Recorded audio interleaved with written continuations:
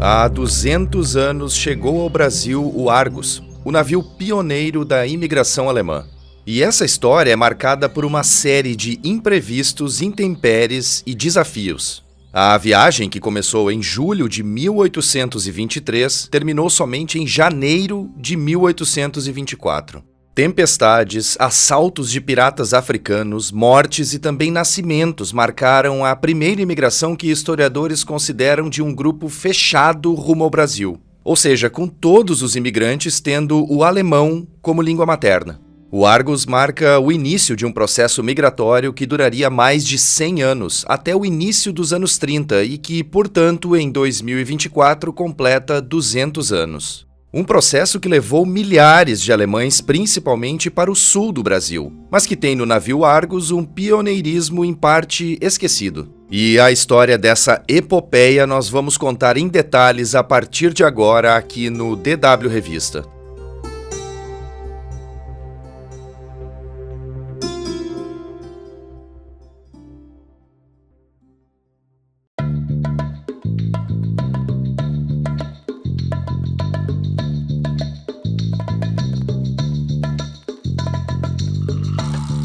E está no ar o DW Revista, o podcast semanal produzido pela redação brasileira da DW.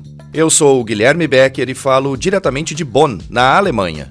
Nesta edição, vamos abordar a primeira viagem de um navio que levou ao Brasil imigrantes de língua alemã.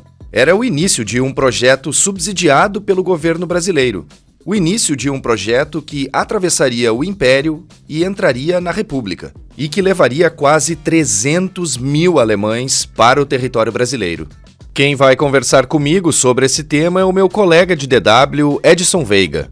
O Edson é repórter da DW e recentemente entrevistou uma série de historiadores e pesquisadores sobre a viagem do Argus ao Brasil. Não foi uma viagem fácil, né? Não devia ser fácil realmente naquela época cruzar o Atlântico, ainda mais considerando que era um empreendimento ali feito por pessoas pobres.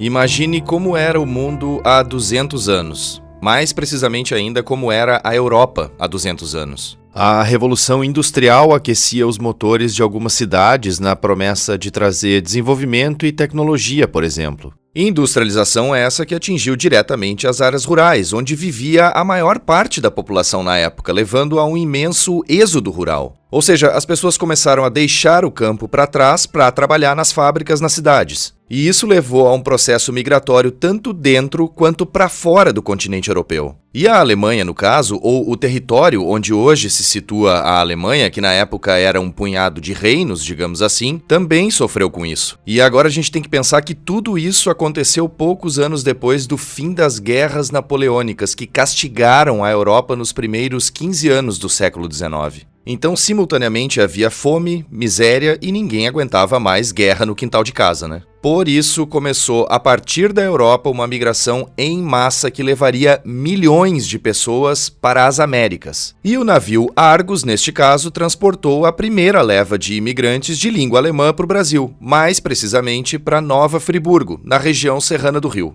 Edson Veiga, você entrevistou uma série de pesquisadores e historiadores sobre o Argus. Então conta pra gente o que mais te chamou a atenção nessa reportagem. Oi, Guilherme, tudo bem? A principal fonte documental assim, dessa viagem épica dos imigrantes alemães é uma carta escrita por um pastor luterano chamado Friedrich Oswald Sauerbrunn. Ele foi um dos que fez parte, um dos que vieram nesse navio, né? E é muito curioso assim, a história do número desses imigrantes, né? Porque no total foram 284 os que chegaram ao Brasil, mas o curioso curioso é que ele mesmo diz na carta, né, abre aspas, assim, chegamos ao destino em 13 de janeiro de 1824 com mais pessoas a bordo do que as que partiram de Brecherbach, pois além de 2 mortos, houve 16 nascimentos. E na verdade o próprio pastor, ele teve parte aí desses acontecimentos, porque um dos nascimentos foi um menino, um filho dele, que nasceu em novembro, quer dizer, durante a viagem, e uma das mortes também, porque a Charlotte, a mulher dele, ela morreu por complicações desse parto.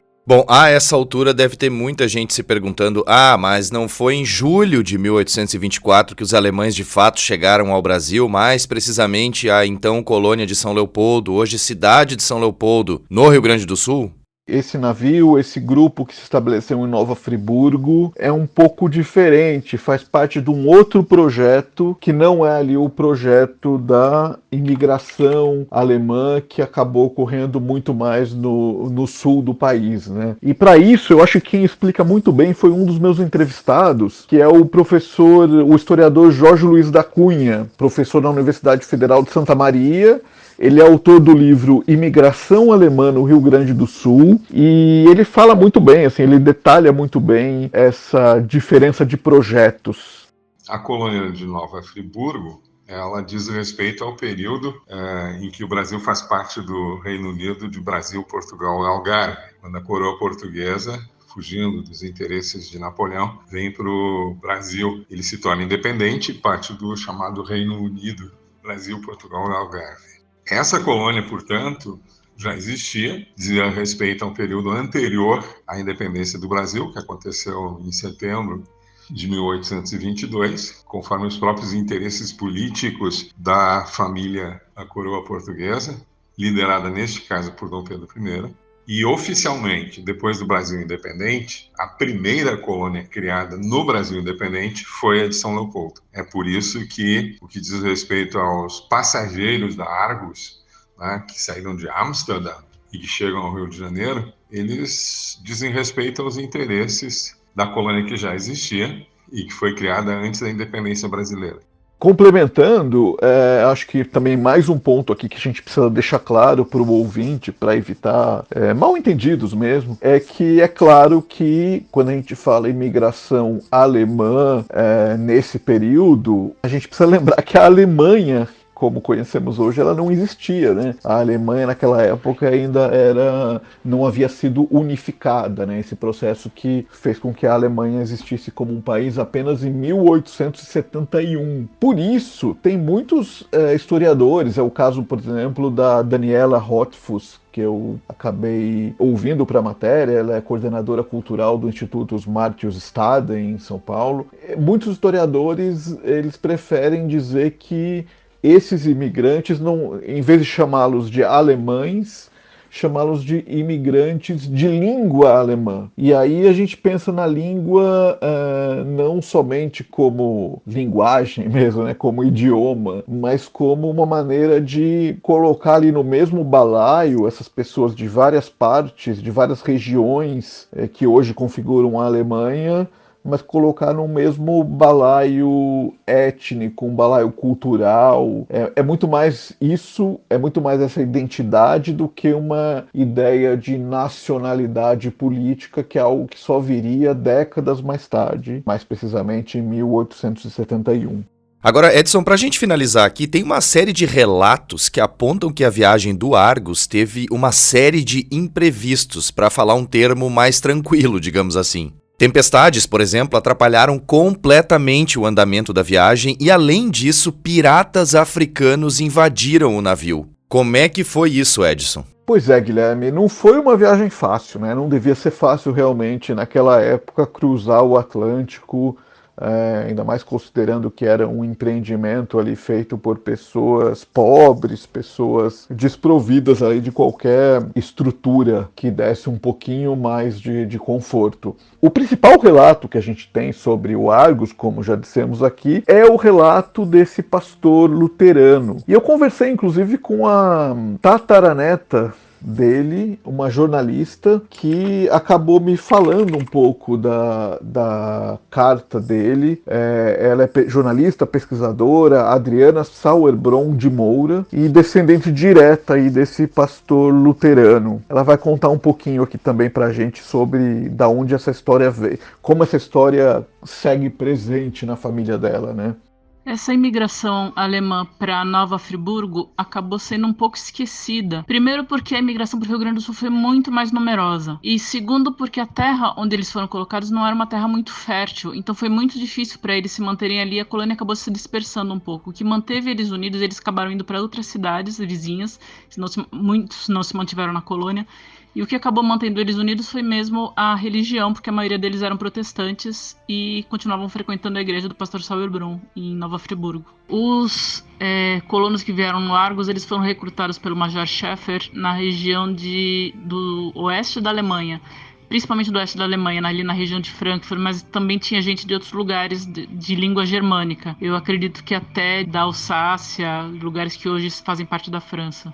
E a carta deixada por esse pastor, Guilherme, é interessante porque ela traz um relato muito mais humano assim, do que aconteceu na viagem, né? Não só os números, os dados oficiais, etc.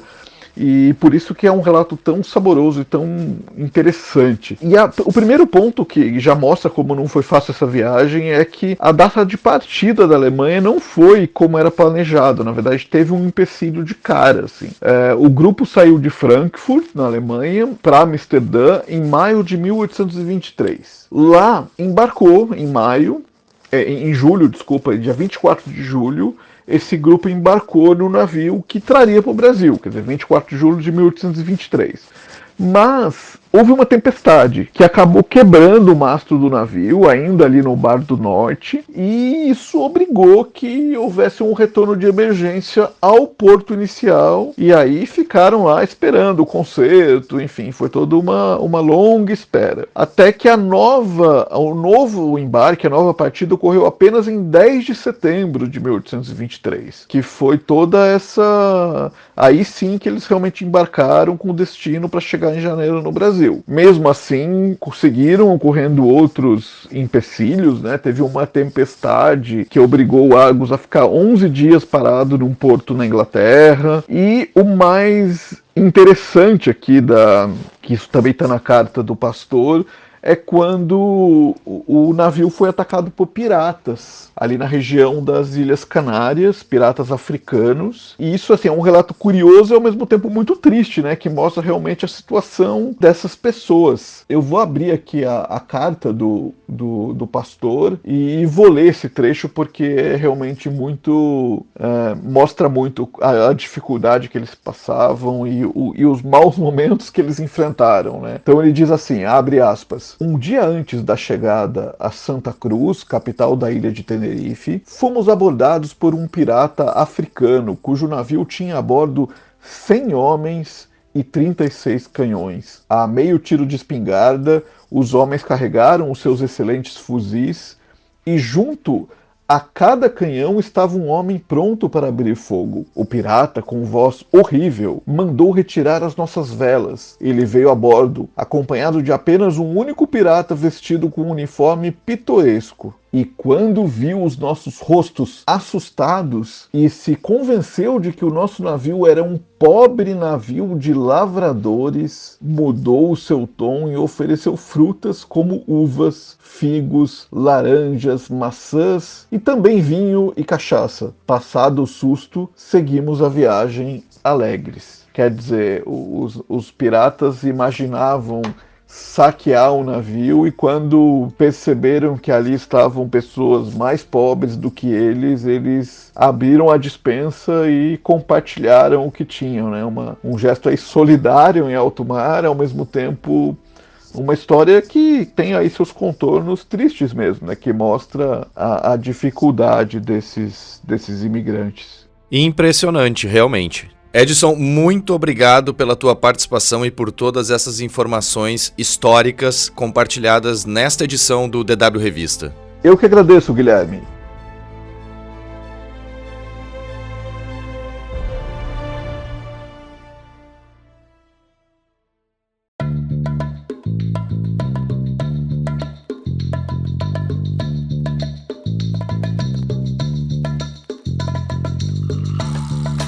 A edição desta semana do DW Revista fica por aqui.